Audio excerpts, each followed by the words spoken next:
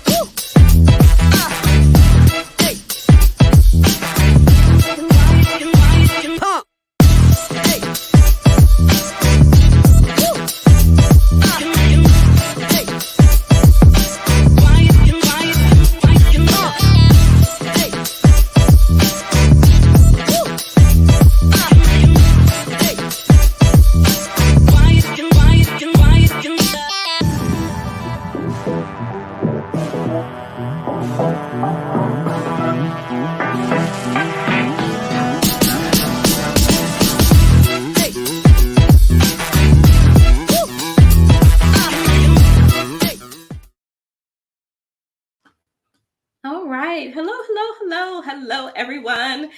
Hi there. Welcome to another episode of the Coffee with Rhonda show. We are your cup full of inspiration, revelation, and wit for today's savvy leader. Today is season 8, and we are on episode 95. So we've got a good one for you today. So, did you all catch that little catchy saying at the end there? They'll never take our freedom. It's just so much fun. I just love the little ending joke. So, again, thanks for tuning in. Before we get started, of course, we would love for you to check out our YouTube channel and subscribe. If you have not done so already, you can do that at coffeewithrondashow.com. And then right now, if you're watching live or on the replay, stop, pause, hit the like button on the video and share it to your network because there is someone out there who needs to hear this conversation today. I promise you they will thank you for it later. So, with all that being said, my name is Rhonda Y. Williams, and I'm your host for the show. I am what I like to call, excuse me, I am what I like to call an arsehole or a recovering stressed out leader. Today, I believe. Today, I believe it is imperative that we modernize our leadership to include well being and continuous growth and education on a personal and professional side. So, you can learn more about the work we do in the world at atgleadership.com. And today, I have my cool little cup that I bought back from Hawaii when we were there. And in my cup, I have coffee, a bit of cocoa, and a dash of hazelnut cream. So that's what I've got in my cup today. Let's get to our super caffeinated co-host. Let's say hello to Marae. Hey, good evening to you, Marae. Hello, good morning to you, and it's evening on my side, and I'm always trying to stay awake. I'm tuning in from Perth, Australia. This is the Greatness Engineer, as you know me, and you know that as spending my time to really look for the greatness into people and really focusing on women in male-dominated, industry and helping them to be more visible and pushing for the number to increase in those industries. So, and today I have something special. I have actually uh, juice, green tea juice, plus some ginger, plus something else. But we're going to talk about it later. So I'm not going to Marae always lets us in stay awake. on what that other special ingredient is in the cup. Thank you. Thanks, Marae. Hey, good day to you, Miss Roz. It's great to see you. How are you this morning? I'm good because I am stationary, honey. Yes, I'm not moving around. My client is taking a nap, I'm happy. So I get to, focus today. It's wonderful. But I'm Roz Jones, the CEO and owner of Jacksonville's Best Caregivers, located here in the sunny state of Florida. And I take care of your loved one. And why do I do it? I do it to help the caregiver to reduce that SOS on their journey, which is being stressed, overwhelmed, and also providing safety and security. When you can't do it all, you give us a call. And in my cup, I have, let me see, wait a minute now, organic dandelion tea with little honey and lemon. Oh, Mm, nice. mm. Very We'll nice. have something at the end of the show as well for you. Okay, I got some of that over here on the table, but I won't show it. Oh my goodness. Okay, so Roz, has anyone ever told you before we introduce Niven? Has anyone ever told you that you clean up well? Mm? Yes, soap and water does wonders. Yes. I'm not talking about that. Here's what I'm talking about. You were just the belle of the ball. Oh my goodness. Wow! Oh my I goodness. love this dress. You're Oh so my God. Good. beautiful. Oh my gosh, Roz. Love it, love it, love it. I was like, this is our co-host. Look at her. She's all dressed up and ready to go. You won't see that again for a long time, honey. You better hold on to it. Well, you were Yeah, I went to a beautiful. friend's wedding. Absolutely. I helped her. Her mother wasn't able to make it at the last minute, so I was kind of the step in mother of the bride coordinator. So I dolled up. Wow, you were probably the star of the show as well. I wonder if the bride regretted inviting you. You may have upstaged her. I was trying not to, but I think I did. Oh my goodness, Roz. I just wanted to give you a shout out for that because you were Oh, absolutely thank stunning. you. Absolutely love that. All right. So now I want to introduce our special guest for today. I'm super excited to have her here with us. And today, joining us on the show is our special guest, Niven. Oh my gosh, Niven.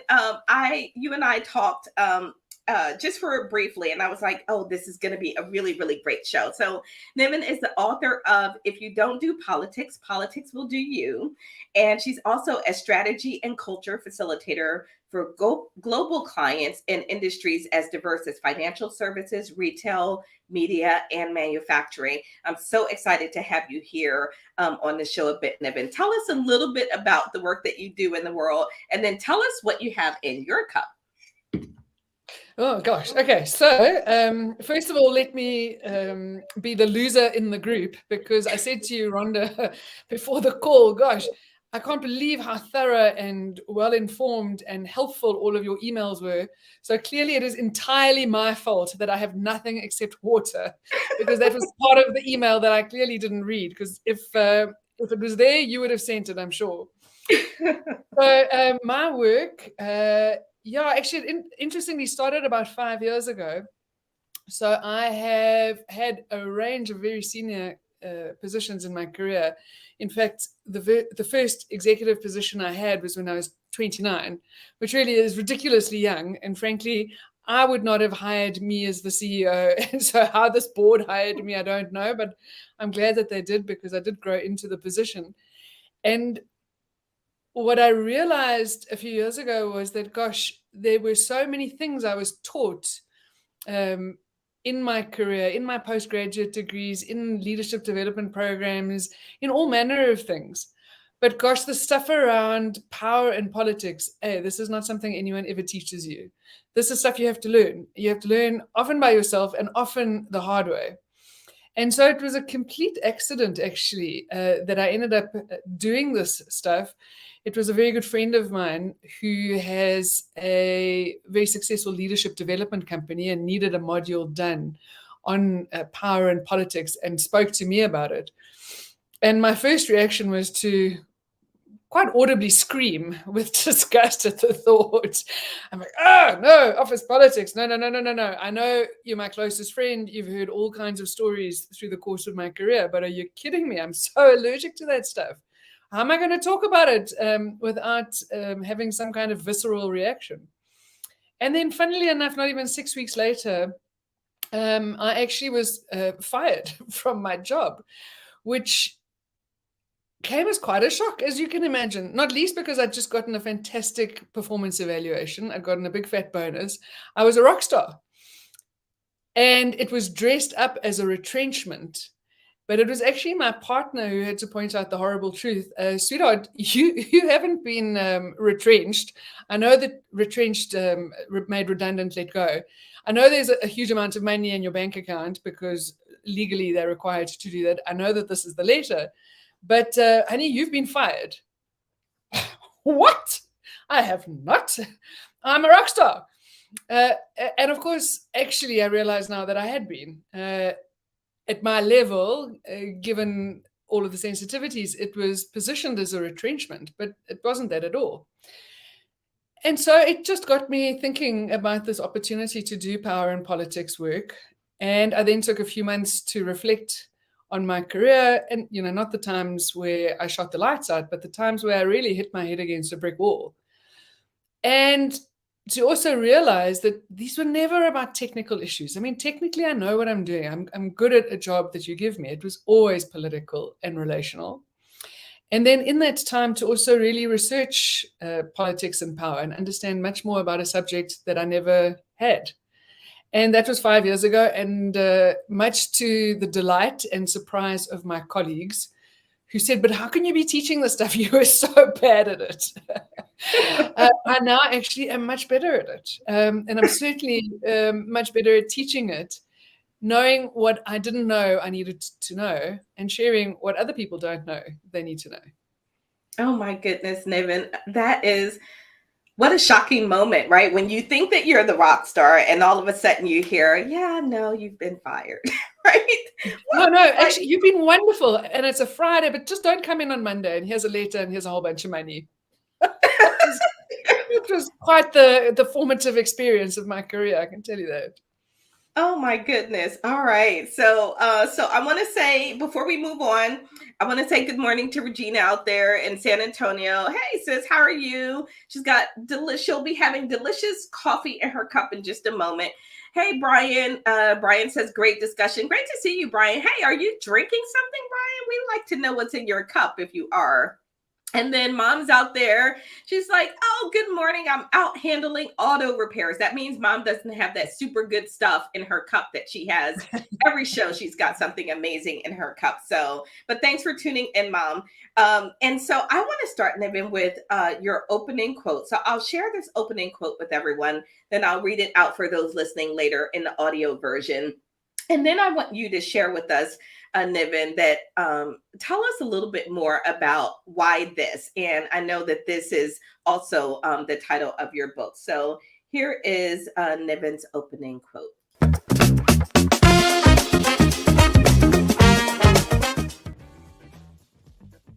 And the quote says, if you don't do politics, politics will do you. Oh my goodness. Now that is really something to think about. And it's something that I've been thinking about and sitting with for a bit, because especially as a person who used to constantly say, I don't do politics, right, Niven? So tell us a little bit about that quote and how it came to be the title of your book. Yeah, so actually it was my partner who came up with it. So thanks, Yvette. But a lot of the work that I do, Rhonda, is first of all about helping people develop some political will. And most people have very little political will. And I think it's because they fall victim to the 5 myths that I've written about, that I've extracted from the research that I've done, from the work that I've done. And these myths are as widespread as they are wrong. They're as universal, because I do this work all over the place. They are as universal as they are naive. And I mean, no disrespect to you, me, and everyone else who is allergic to this stuff. But the first myth is this myth that we think, well, I can either be a decent human being, or I can be this raving psychopath who plays politics, because everyone knows that politics is revolting stuff. It's backstabbing. It's, I can think of plenty of other words that have been used. Let's not use them in a public forum. Although I was lecturing to a bunch of Nigerian women a while ago, and they were saying, oh, it's the handbag carrying stuff, which I thought was so charming. I never heard handbag carrying, but I got the picture. And so we have a very singular, one-dimensional understanding, which is actually a misunderstanding of office politics. Of course, it can be hideous stuff. Of course, it can be Machiavellian and abusive and toxic. But actually, the full range of politics is really about four things. It's about your strategic relationships, how you use them, how they help you, and how they don't just help you, but how they help your team. This is about getting resources and making things happen for the people who are counting on you. It's about your reputation, what you're known for. It's about your power, and it's about your influence. And so, absolutely, you can use those things to destroy other people. And let's not kid around. I mean, this can happen. But there are a range of ways that you can be constructive and legitimate and ethical in how you use these things to make things happen. And so, this either or is a false either or. It's a false distinction. It can be a both and. You can play in the informal, unofficial space of politics and still hold on to your integrity, still look in the mirror and not feel ashamed at who you've become. I think the second myth is people think, oh, one day I'm going to go to some magical place, some fantasy faraway land where there are no politics and I can just get on with my job and do my stuff. And sadly, that's simply not the case. I mean, I have worked in all manner of environments, in all manner of countries, from NGOs to corporates to government, and you're going to find office politics everywhere. The kind of politics, the degree of politics, sure, that's going to be different, but you're not going to escape this stuff. And the third myth is this doesn't make a difference to your career or your success. Actually, this, when I talk about it in a fuller workshop, this is the part where it can sometimes get quite sad, because this is a myth that I think if you have it all of your career can lead to enormous regret of all the things you didn't know and the things that you missed out on by thinking, I don't need to do this stuff. I just need to do my job and that's enough. It's not enough. Yes, in an ideal world, in a world that was more fair, it should be enough. It could be enough. But in this world, it's not enough. Your talent, your hard work are necessary, but they're not enough. You Okay, need more. Niven, stop. You need relationships. Niven, I want you to stop right there, because this one, I'm on a roll. This one, we say this all the time on this show. This one could be a whole show all by itself, right? And the number of times, so I do executive coaching and I work with leaders all across organizations and domestically and globally. And I am constantly hearing my work speaks for itself. Oh, yeah. So talk to us about that, because if you all take nothing away from this conversation, I want you to hear that your work, yes, as good as it is, and it's very, very important, but it is simply not enough for you to get ahead. And talk to us a little bit more about that. And then I want to get Marae and Roz to weigh in on that as well, and how they've seen that show up in either personally or in others around them. Yeah, thanks, Rhonda. Look, I've heard it as well. I've said it as well. And it's exactly what you're saying. The reality is work does not speak. People speak. So who is speaking for you? What are they saying? And frankly, some of the best advice I got in my career, sadly, it's advice I didn't necessarily always follow. But it was that some of the most important decisions of your career are going to be made when you are not in the room. And so who is in that room for you? What are they saying? Your work's not in that room. It's people's interpretations and reflections and advocacy or not for your work. Oh my goodness. So you also said something there. I think this needs to go on a postcard. Niven, you've got to put this on a postcard. Your work does not speak. People speak. Yes. That is powerful. Because we think that I'm just going to put my head down and do my job and everybody's going to leave me alone. And that's the way it should be. And that's simply not reality. And I've seen many careers destroyed, derailed, impacted because people don't want to play the game, and politics is a game. So Roz, let's come to you first. And talk to us a little bit about how you see this showing up. And if you ever had this attitude of, well, my work just speaks for itself, and not wanting to get into the fray of the politics.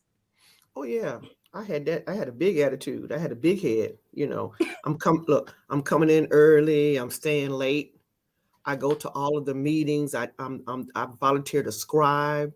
But if you're saying the work speaks for itself, the only way it speaks for itself is someone is listening. Mm. Mm. So you got to make noise. You got to make Wow. noise. You know, you you, your voice can't be submerged. Mhm.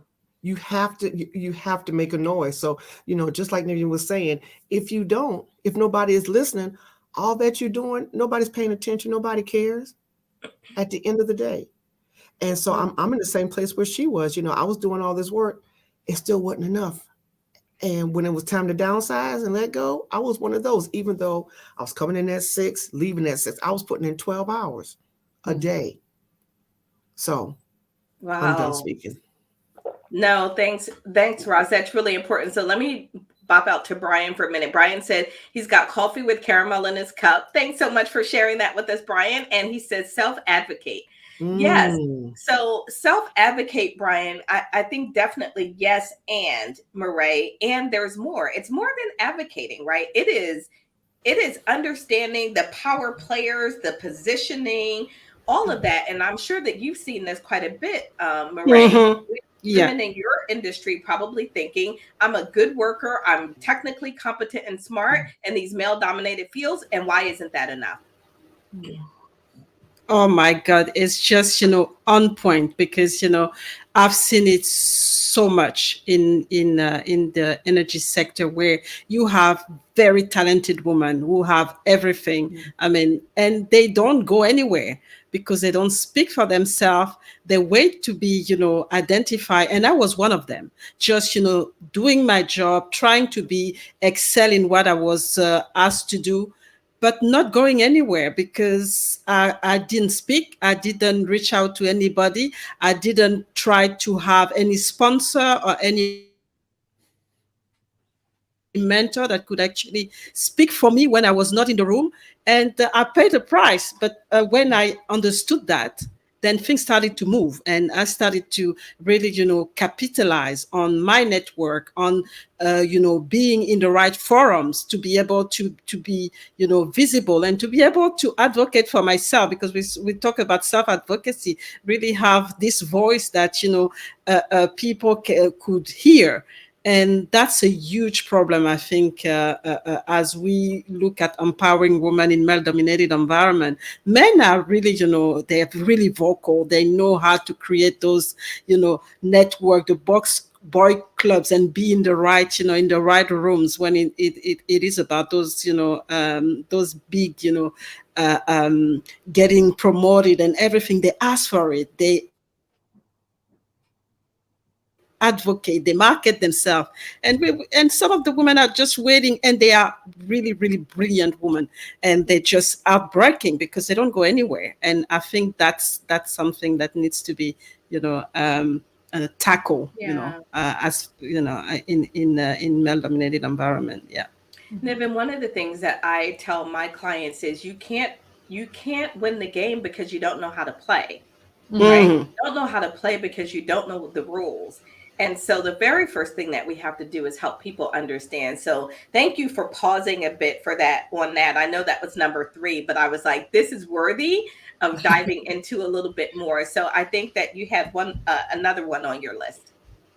Yeah, and I suppose it amplifies the point that I was making, Rhonda, that you've just made. It's not just that people don't know the rules, they don't want to know the rules because, no, not that stuff.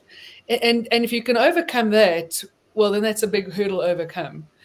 So the fourth one is that this idea, the myth that this stuff has disappeared in virtual environments. Wrong, wrong, wrong. I had a woman on a workshop a while ago saying, I've really had to understand that this stuff has not disappeared in virtual environments in the 2 years of COVID. I've disappeared. So my brand has gone for a ball of chalk because all that people have known of me and seen of me has been the circle with initials on the screen. Problem. How do you build relationships when you are invisible? And then the last one is this idea that, look, political intelligence, political smarts are a trait, are something that you are born with. And no question, some of the stuff, the relationship building, the advocating for yourself, of course, it'll come more easily to some people than to others, for sure. But it is a skill for everyone that can be learned if you see the value and the importance.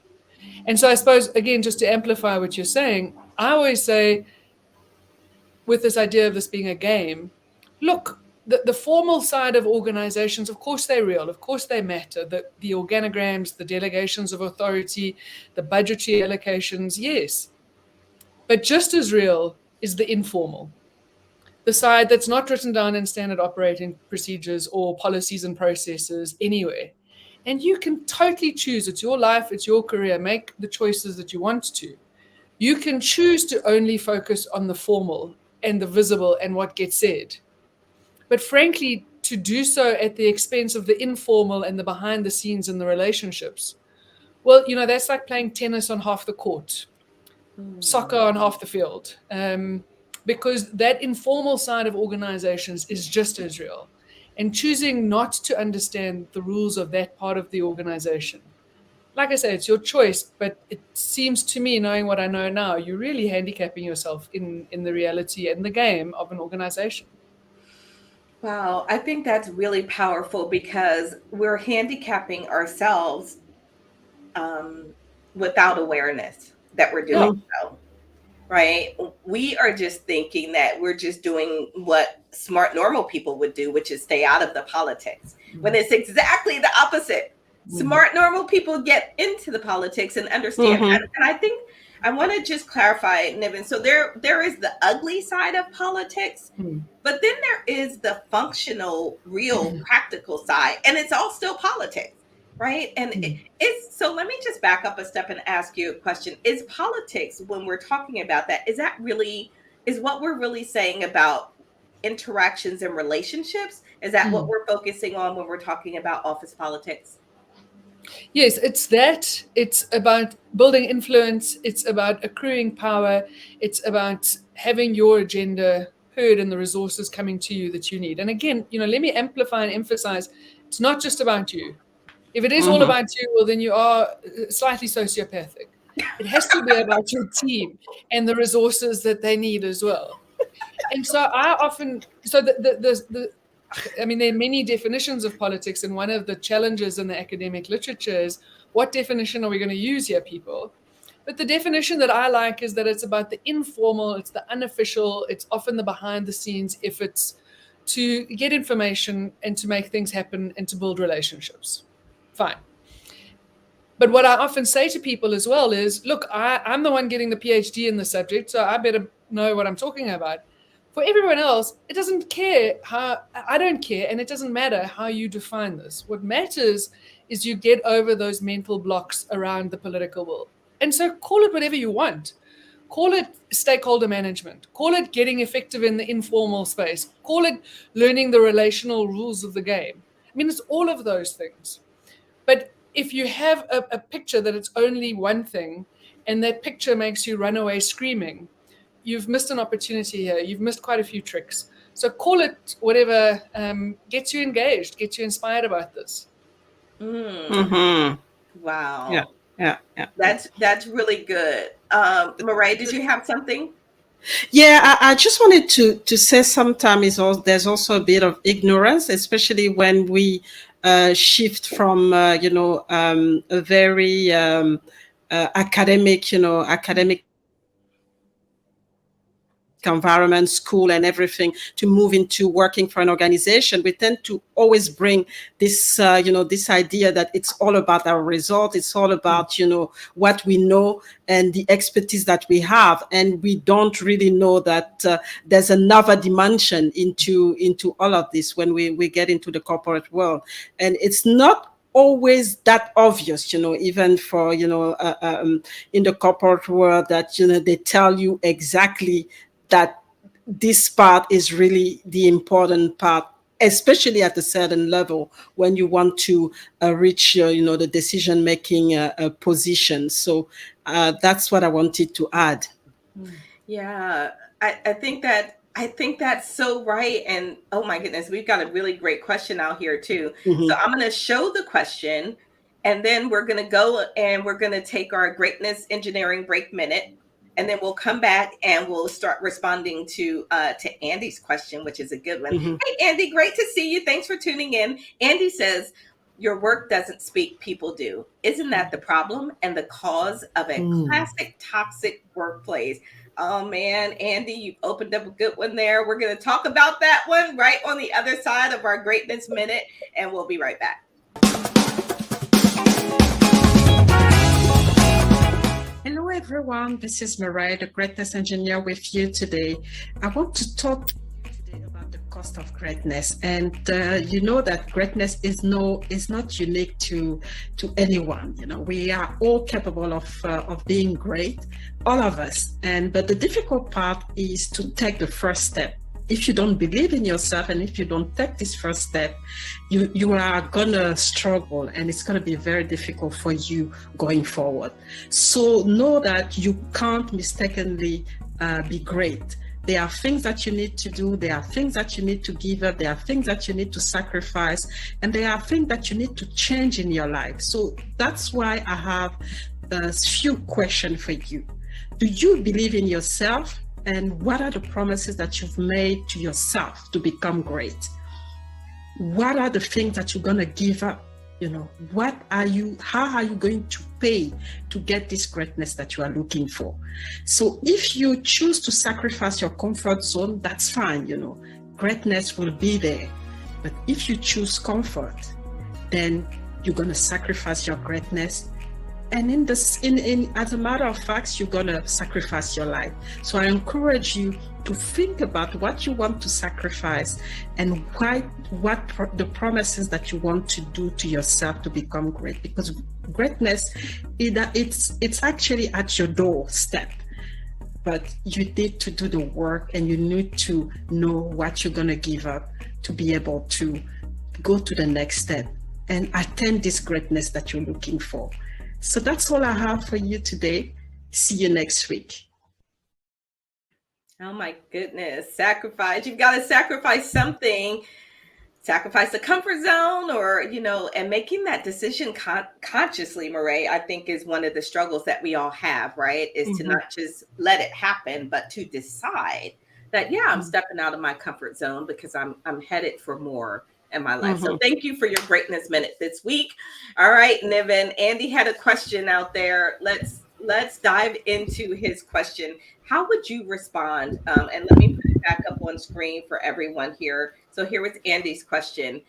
Your work doesn't speak, people do. Isn't that the problem and the cause of a classic toxic workplace? Is that, what do you say about that, Niven? Oh, Andy, I've got so much to share. Rhonda might have to interrupt me. Look, so a couple of thoughts. Somebody said to me a while ago, yes, but politics are a symptom of a toxic culture. And as somebody who's done a lot of work on culture and strategy in my career and the politics stuff, I really had to push back somewhat. And I said, you know what? I don't think that's the case. I think toxic politics are a symptom of a toxic culture. But politics are a part of every culture. The degree of the politics, the nature of the politics, yes, this we must talk about, and this we can talk about. But I think before we talk about it, I think we also need to be really clear around what toxic actually is. And I was working with an executive team a while ago, and one of the members of that team was saying, no, we're toxic in this place. And I could see everyone else getting quite uncomfortable. And we really had to unpack it, because I said, look, toxic is not something you can throw away as just one of those words. Toxic means something very specific. And if you're going to say something is toxic, know what you're talking about. What you're talking about is almost relentless abuse, an undermining of your competence, of your confidence, gaslighting. I mean, the worst example I've heard, and I hope I never hear a worse one, because I can't imagine a worse one, is a friend of mine who has a friend who for the last year has been battling pancreatic cancer. She now weighs 40 kilos. She's my height. Things are not great. She's had the surgery, the chemo, and now it's too late. And she said to this friend of mine, Vicky, and bear in mind that this woman is an executive in a listed company, so she's not someone without agency and power. She said to Vicky last year that actually 2022 had been the best year of her life. So, of course, Vicky's trying to understand this and saying, wow, with everything that you've gone through. And I mean, I've had cancer. I know it can teach you many things, but I would not say that it was the best year of my life, not by a long shot. And so Vicky was trying to understand why she said this. And she looked at her and she said, because for the whole year, I haven't had to go to the office. Now, that is toxic, okay? Where you'd rather be fighting for your life, literally, than metaphorically by going into work every day. So when we talk about toxic, it is a very particularly advanced, particularly hideous, particularly insidious form of politics. And my advice is, if you're in a toxic workplace, 3 words: run like hell. Okay, you're not going to change it. It is going to really undermine you in all kinds of ways.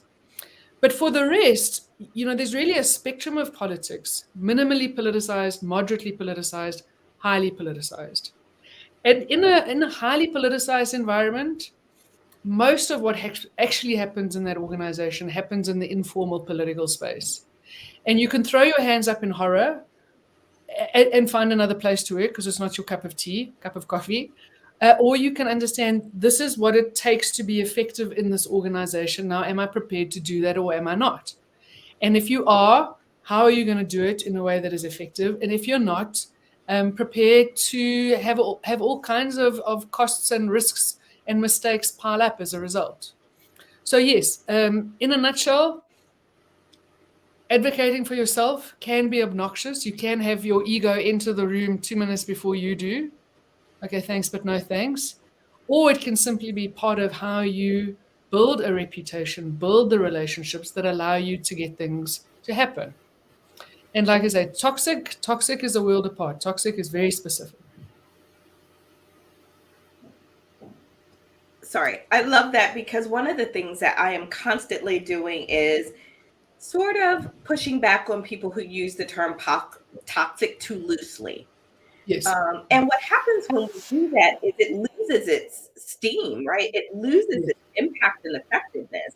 When we're talking about toxic workplaces, we should be very specific about, why is that workplace toxic? Well, because your boss doesn't listen to you. That's not a toxic workplace, right? So Exactly. that's just a boss who doesn't listen to you. We need to be very clear about these terms instead of just sort of using it very generally. So I love the way that you responded to that question, because I don't think it's optional. I thought it was optional. I thought politics was optional, but as you're saying, it's now just a part of how you interact. And I like to think of it as the way that you move, right, in the workplace and space. One of the things we were talking about before the show is the leader's responsibility in understanding that your workplace has politics. Okay, that's not a question.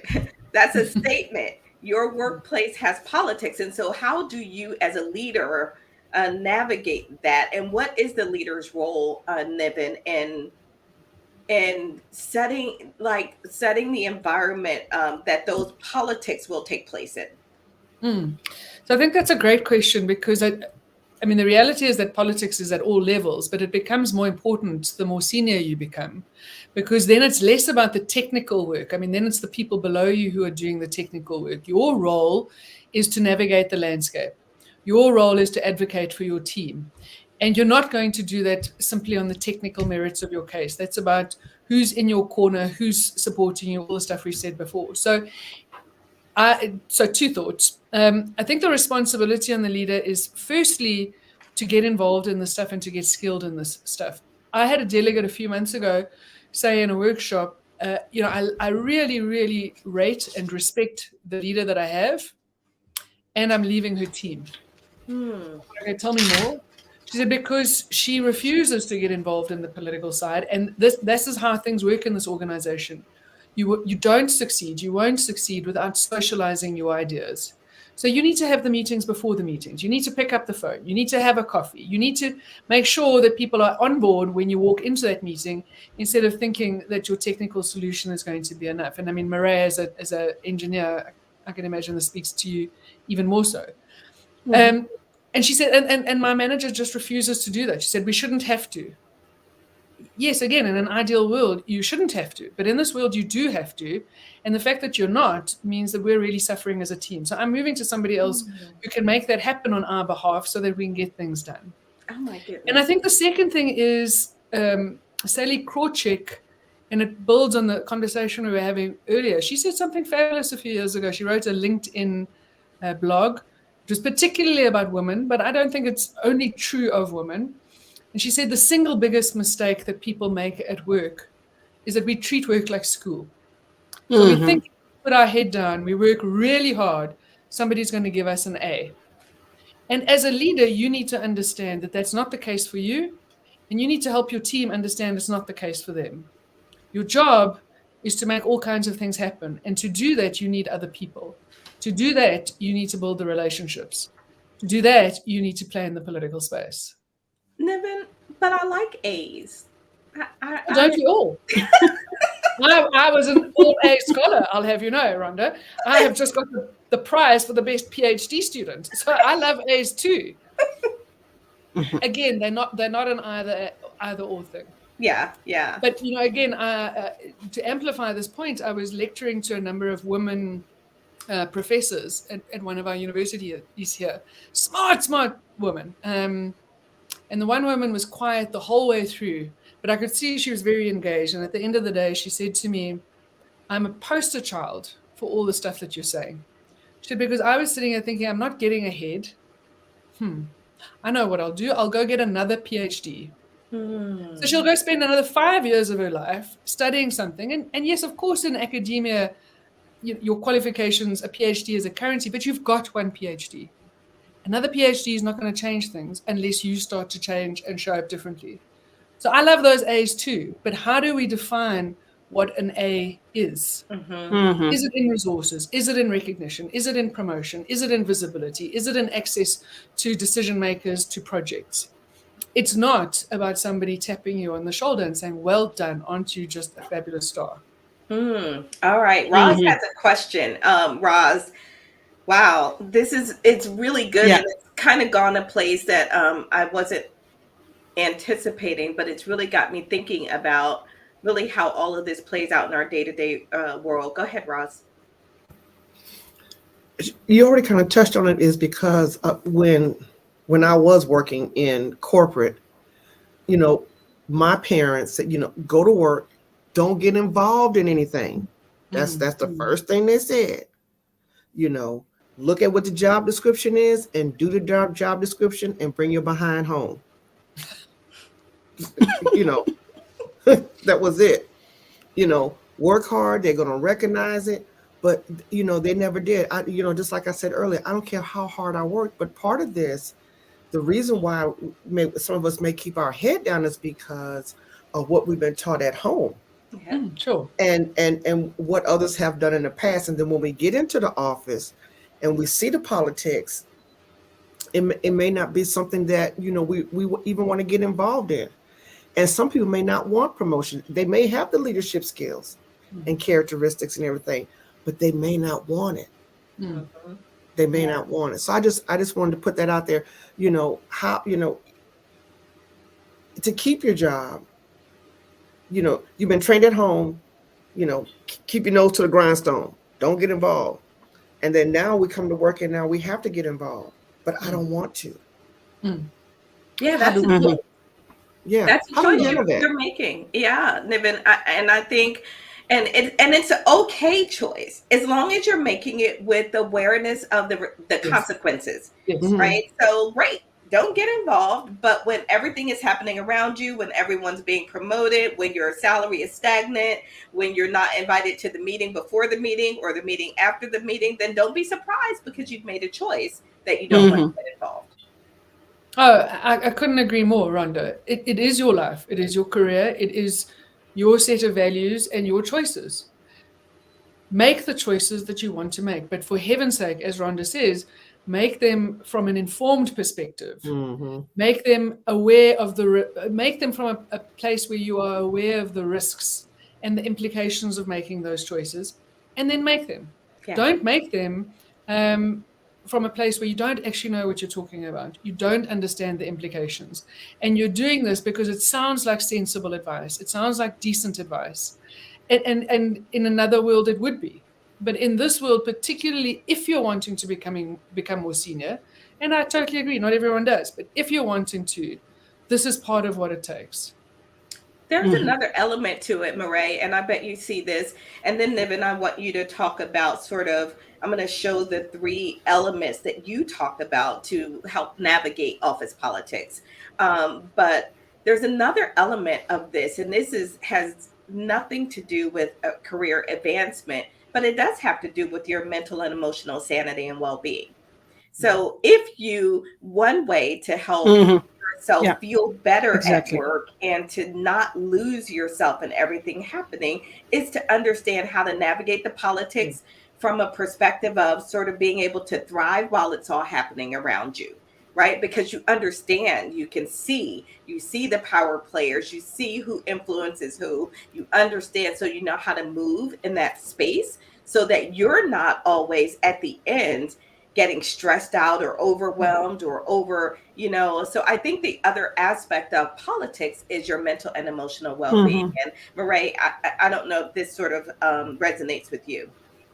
It does, because that's actually why I left the corporate world 7 years ago, because I was in an environment where the type of politics that was played was not resonating with me. I knew that in any organization, to get to the decision making position, you had to play the politics. It's just that the kind of politics that I was exposed to didn't actually resonate with me. So I decided to leave the corporate world to become an entrepreneur and just build my network and interact, understanding that even as an entrepreneur, I had to rely on my on my network and build relationship that will help me to actually be successful. So I resonate a lot with that.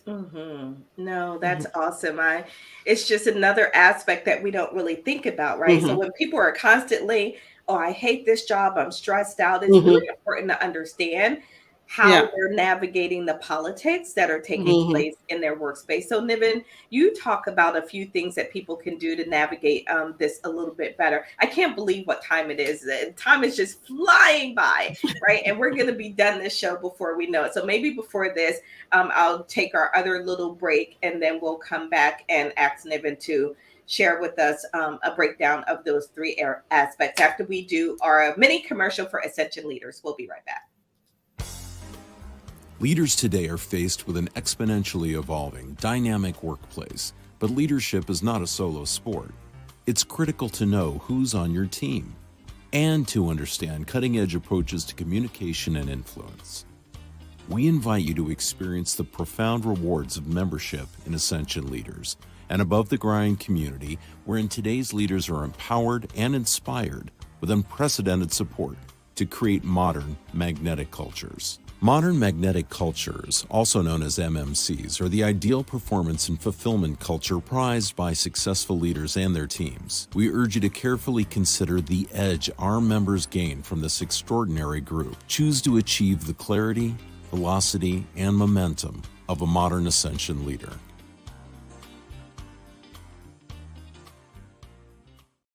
All right. So I want to help people understand how to navigate the politics a little bit better. So we've talked about a few things, but Niven, here you share with us that there are three elements that you often suggest: awareness, assessment, and action. So talk us through each of these. Yeah. So the first one is I think very much the kind of conversation that we've been having now. Do you know what you're talking about? Do you understand the universe of possibilities, the universe of potential risks and mistakes in how you're acting, how you could be acting, how you're not acting?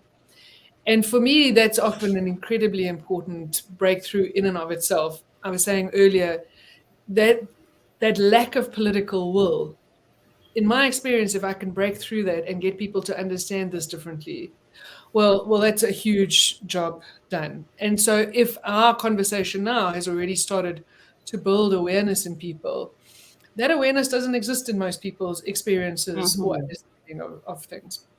So don't underestimate that. I think the second thing is, as I say, the assessment. If the elements of political influence are around your relationships, your strategic relationships, are around your power, are around your influence, are around your reputation, well, how are you doing against all of those? How wide is your network? How varied is it? Who are your role models when it comes to power, and how are you showing up relative to how they are showing up? What kind of leverage do you have, and are you using it? Overusing it, not a good idea, but underusing it can be just as problematic. Um, what are you known for? What is the brand that you have? So really, an understanding of how you're showing up relative to how you would like to show up, and just being aware and assessing that sometimes can also bring some home truths. And James Baldwin, one of your authors, an American author from the 30s, I think he was saying, nothing. Oh, wait, let me just get this right again. Not everything that is faced can be changed, but nothing can be changed until it is faced, which I think is just wonderful and so wise. So understand, okay, where am I? And if people want to go onto my website, there's a free workbook. They can download it. A whole bunch of interesting exercises, some self-assessment exercises that I've gotten from various places. The first one asks you, are you in a toxic workplace? And if you are, well, you need to think about this quite seriously. But then the rest are all around, who are the players in your environment? What kind of power do you have? What kind of leverage do you have? So really an opportunity to do a self-assessment. And then the third one is all around action. Okay, now what? You get the what, you get the so what. Now what? What are you going to do about this? And so the last part of the exercise, or part of the workbook, is an exercise in crafting your political strategy. And that's pretty much where I've spent 20 years of my career. And Rhonda, I imagine this is a lot of the work that you do in your coaching. What are you going to do about this? And strategy is one of those words that people throw around to sound important, to sound impressive. But simply speaking, it's about how. How are you going to get from where you are to where you want to be? Who do you need on side? Who do you need to convince? Who do you need to engage with? How do you need to spend your time and energy? And so that then becomes an ongoing thing, because as contexts change, so strategies change. And as your goals change, so your strategies to reach them need to change. That then's the rest of your career, to the point where, you do this enough, you think about it often enough, you become unconsciously competent. It's not something that you have to deliberately think about to the degree that you may need to now. And again, to just totally echo what you were saying, there's all kinds of academic literature, and I'm plowing through it now for my PhD, all kinds of academic literature that people who are politically skilled are less stressed. And it makes sense, instead of tearing their hair out, confused and frustrated by the hypocrisy, it's like, okay, so this is how it works. Let's get going. Yeah, that is magical. So Nivet, I want to go back and just touch a little bit on the second one, assessment, because one of the challenges that I have to often gently broach with my coaching clients is how other people see you, right? Which is often very different than the way that you see yourself. Yeah. You see yourself showing up as this rock star. I'm doing my thing. I'm getting it all done. Everybody loves me. And you know what? In reality, when you come, they're leaving. They're leaving because they're like, oh, here she comes, all full of drama and blah, blah, blah. And all of this is going on. But if you don't know that, then you have this totally different perception, and you feel like things are being done to you in a different way than they actually are. So I will share really quickly my own personal example of a time I was super unaware of how I was showing up. And this is another one. So if you're out there listening, if you're listening on the replay, how are you showing? How do other people see you? Not how you see you, because you think you're great. Don't we all? But how do other people see you? So I was, when I took over as a chief nursing officer, super busy, lot to do, running around, getting everything done. and just thought that I was doing my thing, right? I'm getting it done. And people started making little comments, and my CEO in particular he made a couple of little joking comments about, oh, Rhonda would rather be in her office with the door closed, just getting stuff done. And the first time I heard it, I thought, oh, that's kind of funny. The second and third time I heard it, I thought, oh my gosh, he there's a message here, right? People are seeing me as disengaged from other people and other members on the team, and all I care about is this work, which was kind of true when I put my head down and I really thought about it, which was like, oh my gosh, I am doing that, right? And other people are seeing that, but I was totally unaware of it in the moment. And those little jokey comments that people were making, oh, you're too this, and oh, you're always this, they're not really jokes. So I think we should be paying attention to that. That was my own personal moment of really awakening about the disconnect that I had between how I was showing up and how others were seeing me. So just wanted to just highlight that for people. So Andy said, could you define a toxic workplace where you should run like hell? Thank you. Yeah, so Andy, there's a couple of things. There's a checklist of things, but essentially, and like I say, you can go through the full checklist if you grab the workbook. But essentially, it's about constant and debilitating fear. Fear of saying the wrong thing, fear of doing the wrong thing, fear of having things used against you. You feel that all day, every day, in every way. Well, then you are probably in a toxic environment. And what I say to people, what is toxic a synonym for? Poison. What is poison designed to do? Kill you. You feel that degree of stress. And again, Rhonda, I can only violently agree with what you're saying. A boss who doesn't listen, colleagues you don't particularly enjoy, people whose jokes you don't find funny, you're never going to invite to your house. That's not toxic. Toxic is, as I say, constant, debilitating fear. Wow. Thank you for that definition and breaking that down. And Christina's out there. Hey, Christina, it's great to see you. I don't think we've seen you in a little while. We in Sweden need Global Workplace Bullying Awareness 2023. Yeah, I can imagine we all need this. So we're getting close to the end of our show. So we're gonna have to wrap up. We didn't even get to our top 2 today, but I didn't want to disrupt our conversation anymore because it was so juicy.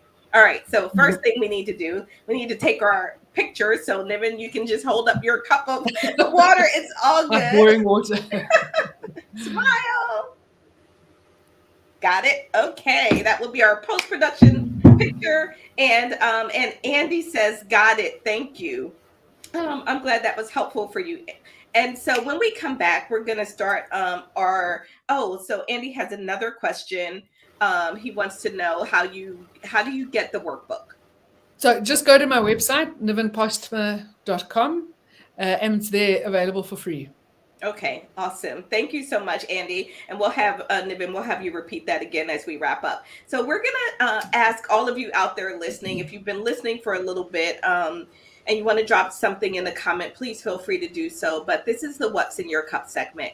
And What's in Your Cup is really about what have you gained from this conversation, right? We sort of liken it to pouring something in your cup over the hour of the show. So what's in your cup? And we're going to come back and start our wrap up and talk about what's in all of our cups right after this.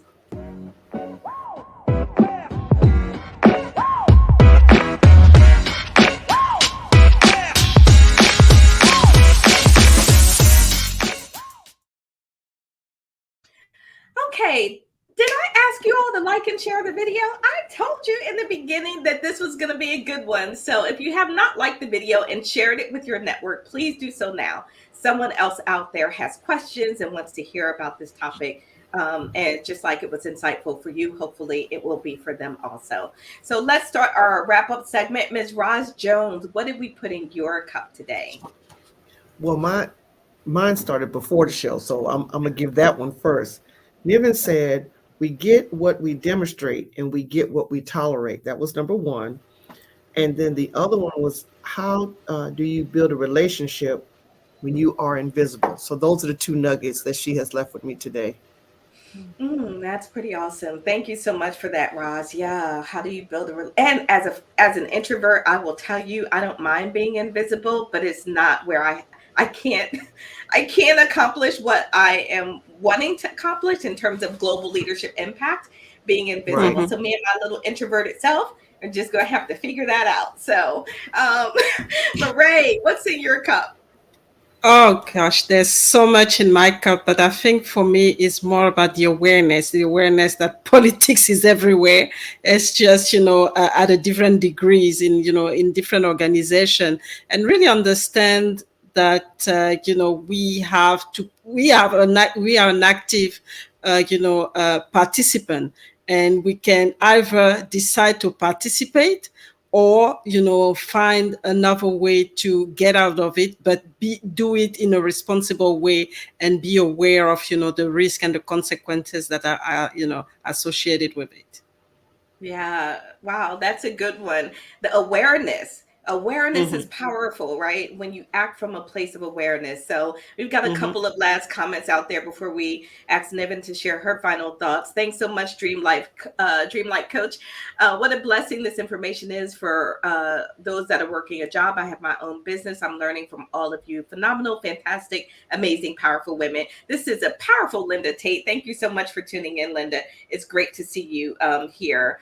Andy says, I understand what happened to me with certain clients, despite me being correct on merits. My cup is full. Thank you so much, Andy. So glad that we were able to contribute. And he said, brilliant session. Fantastic. So, Niven, we come to you for your final thoughts. What do you want people to take away from this conversation? And then tell people, remind them again how they can reach you and get some of your free tools. Thank you. Yeah, I think this stuff matters. This stuff really matters. It matters to you, to your career, to your health, to your team, to the legacy you're trying to live. And knowing that it's a both and, you don't have to sacrifice your values, you don't have to sell your soul, but you also don't have to see your career just float away to nothingness because you haven't engaged. And my cup is full, I have to tell you, Rhonda, because that arsehole, a recovering stressed out leader, is so hilarious. I'm going to be sharing it with everyone in the next 2 days. I love things that make me laugh out loud, and that certainly did. So thank you. And I captured that laugh out loud. We've got it on video now, Niven. We can replay it over and over. Great. That's fantastic. And then you said people can reach you on your website. Yes, thank you. So it's Niven. I didn't put my surname in, but Postma. So postman, but without the N on the end, .com. And I'm pretty active on LinkedIn. That's how you and I met. Yes. So they're more than welcome to connect with me on LinkedIn as well. Awesome. Thank you so much, Niven. It's been such a pleasure having. I've had a lot of fun on the show today. My takeaway, I've been thinking about this, and often I try to get to my bottom line before the show. And I've learned a lot today on the show, and awareness is big. Awareness is one of them. Making conscious decisions about how you play the game and how you show up. Ultimately, what I like to say is everything you do is about one thing, is getting more of what you want and less of what you don't. Everything that you do is about getting more of what you want and less of what you don't. Office politics is something that can help you with that. So here's my last drop for today. There's an easy way to eliminate office politics for good. Get rid of all the people.